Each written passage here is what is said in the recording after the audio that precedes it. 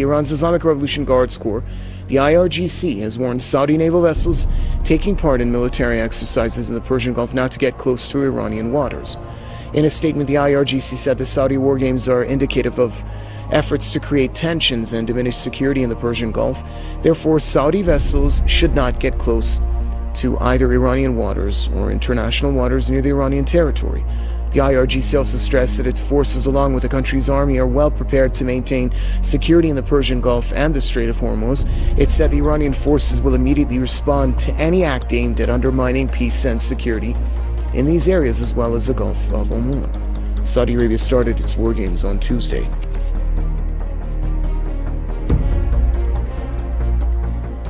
Baghdad and Ankara have each summoned the other's ambassador as tension mounts over the legality of keeping Turkish troops in Iraq. Iraqi Prime Minister Haider al-Abadi warned of a potential regional war if the estimated 2,000 soldiers remain. However, Turkey's Deputy Prime Minister Numan Kurtulmuş argued that no one has the right to object to Turkey's presence in Iraq when the country is fragmented that much. He said the troops are there to resolve political conflict caused by a terrorist organisation and to provide security for Mosul's citizens. Ankara claims it has 150 military personnel and 25 tanks at the Bashika base north of Mosul. They are there, the government says, at the request of the president of the Kurdish Regional Administration, Masoud Barzani, to help train Iraqi Kurdish Peshmerga and Sunni fighters. And finally, Pakistani and Indian soldiers have once again traded gunfire in the disputed Himalayan region of Kashmir. Reports say that both small and heavy arms were used in the exchange of fire along the de facto border.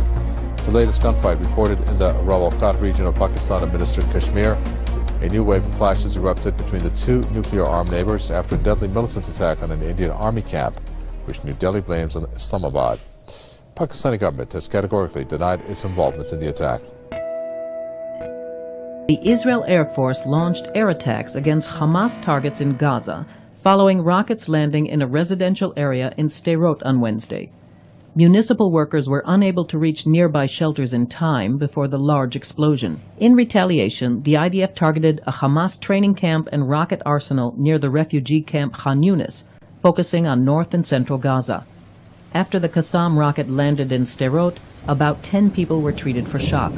The rocket, which landed near a school, was the third to land in the last 3 months without being intercepted by the Iron Dome defense system. Representatives of the Islamic State claimed responsibility for the rocket fire. Local Israeli councils were alerted to prepare for a possible escalation in the area.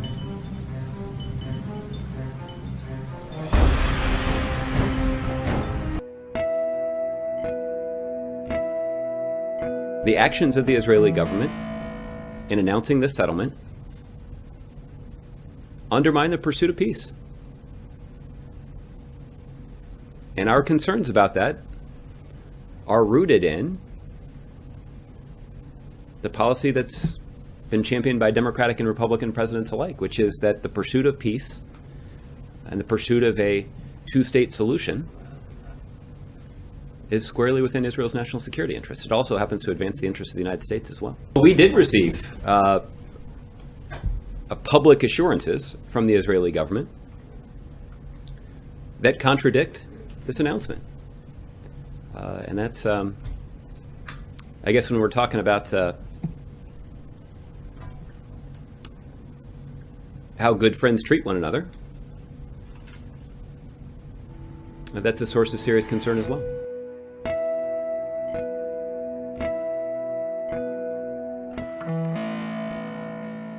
Facebook Live, these folks done passed out, right? These folks done passed out on her Facebook. Look at this shit.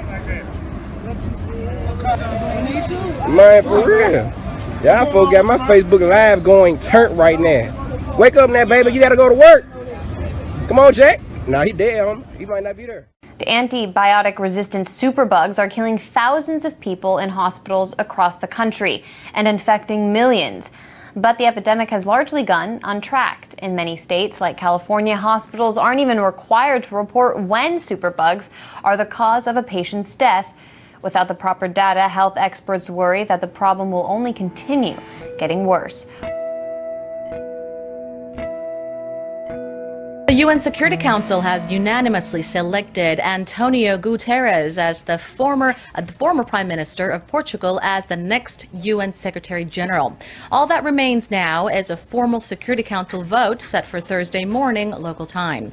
In a sixth closed-door ballot on Wednesday, Guterres received 13 encourage votes and 2 no opinion votes from the 15-member council. What's important here is that none of the 5 veto-wielding powers on the Security Council voted against him. Guterres is a former UN High Commissioner for Refugees and former Prime Minister of Portugal from 1995 to 2002. ISIS is again calling for would-be terrorists to commit solo attacks at home. In the most recent issue of its English-language magazine, ISIS encouraged potential terrorists to carry out stabbing attacks like the attack in Minnesota last month. The article explains how to choose the right kind of knife and benefits of knives as weapons. That's all pretty much in line with ISIS's recent strategy for promoting terrorism abroad. A video put out by the terrorist group back in August suggested using everyday items as weapons. And ISIS has also been encouraging would-be terrorists to commit solo attacks instead of carrying out large-scale operations. That might be because the terrorist organization is losing territory at home. And according to the Foreign Policy Research Institute, those losses are causing the group to change tactics from conventional military operations back towards regional and international terror attacks. A number of knife attacks have been carried out recently by people claiming to be supporters of ISIS. Belgian counter-terror prosecutors are investigating a stabbing incident in Brussels in which at least 2 police officers were wounded, officials say. Their presence indicates the case is being treated as a possible militant attack. The incident took place during a police check in the Schaerbeek area of the Belgian capital, local media report. 1 officer was stabbed in the stomach with a Swiss Army knife and 1 in the neck, police told newspaper Le Soir. Neither victim is said to be in a grave condition. The assailant is said to have broken the nose of a 3rd police officer who then shot him in the leg before arresting him. Hurricane Matthew may be a monster storm, but now it has a monster face to go with it. A creepy-looking satellite image of Hurricane Matthew with a face reminiscent of a human skull has sparked a lot of attention online this week. The image has since been adjusted to accentuate the hurricane's eye and teeth to look more like the comic book character Ghost Rider. Scientist Paul Meyer of NASA's Earth Science Office stated that the skull's teeth are in fact cold convective clouds. I'm Manuel Bojorquez in Florida. The state's first mandatory evacuation happened along the coast east of Orlando, where storm surge is expected to reach 3 to 5 feet. Governor Rick Scott said an unprecedented number of evacuees could follow. Protecting life is the number 1 priority right now. If Matthew directly impacts Florida, there will be massive destruction that we haven't seen in years. The last Category 3 or higher hurricane to hit Florida was Wilma in 2005, so there is concern that some vulnerable communities have grown complacent. But throughout South Florida today, it appeared people were heeding the warnings, boarding up windows, waiting in long lines for gas and propane. Inside, store shelves that stock water quickly ran bare. It's been a fast-paced day at Publix, keeping shelves stocked with H2O, providing storm essentials for cautious customers preparing for the worst. Kim Scott picked up multiple 24-packs. It's going to be starting to go quick. People are starting to pile in. Southgate Shopping Center Publix all out of its store brand water bottles by late morning. They were out of the Publix brand water. That's why we got separate hills. But it wasn't long before the warehouse sent over a fresh shipment. I'm told this store received 9 extra pallets of water products today alone, trying to keep up with a growing demand. Multiple grocery stores across Polk County reporting a shortage of water products. I was worried it was going to be empty, but it's not. So, I mean, they've been carting water in left and right. Emergency management officials warning the storm could cause widespread power outages. Just looking to stock up and preparing for the storm. Not sure if it's going to actually impact us, but just in case. Many parents here just trying to beat the rush and stock up on last-minute must-have supplies, all before the kids are sent home for the rest of the week, thanks to Hurricane Matthew. Cleanup operations are ongoing this morning after Typhoon Chaba swept through the southern part of Korea on Wednesday, leaving a trail of death and destruction. 5 people died and 5 are missing after the region was lashed by torrential rain and powerful winds. The Korean peninsula is no longer under the direct effect of Typhoon Chaba, but the southern parts of Korea that were battered by the storm are still grappling with recovery and rescue operations, as more damages and casualties are being reported.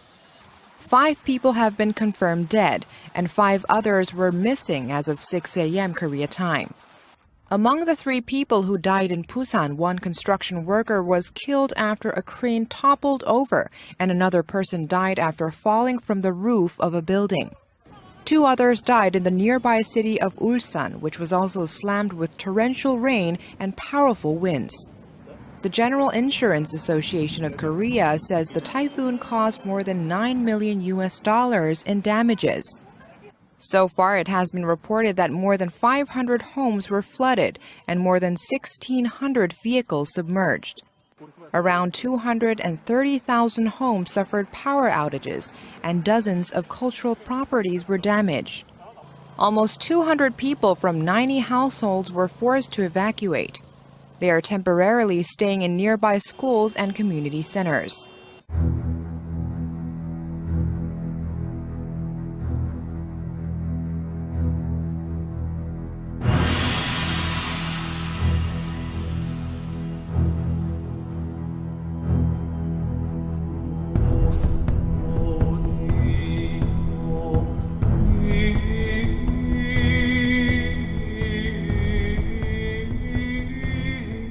Scientists have discovered a new fault line in California which runs parallel to the San Andreas Fault, which experts are warning could trigger mass casualties and devastation.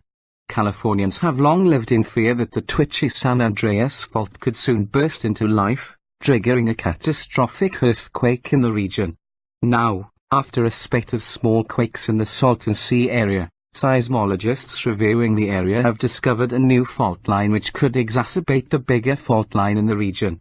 What is now known as the Salton Through Fault has been hidden from experts as it lies beneath the Salton Sea, a 56-kilometer salty rift lake in California where there has recently been up to 200 tremors, prompting fears that the big one is on its way. Volcano warning, panic on Tenerife amid fears huge Mount Teide is about to blow. A huge volcano on the island of Tenerife has sparked fears of a huge eruption after nearly 100 mini-earthquakes were reported in 4 hours in the region. The Volcanology Institute of the Canary Islands, in Vulcan, reported a significant spike in seismic activity on Sunday afternoon. Some 92 microquakes were recorded in Adan Villaflor in the space of 4 hours, with one measuring more than 1.5 on the Richter scale. The majority of the quakes took place between 7 and 13 kilometers below ground, sparking fears Mount Teide could be about to blow.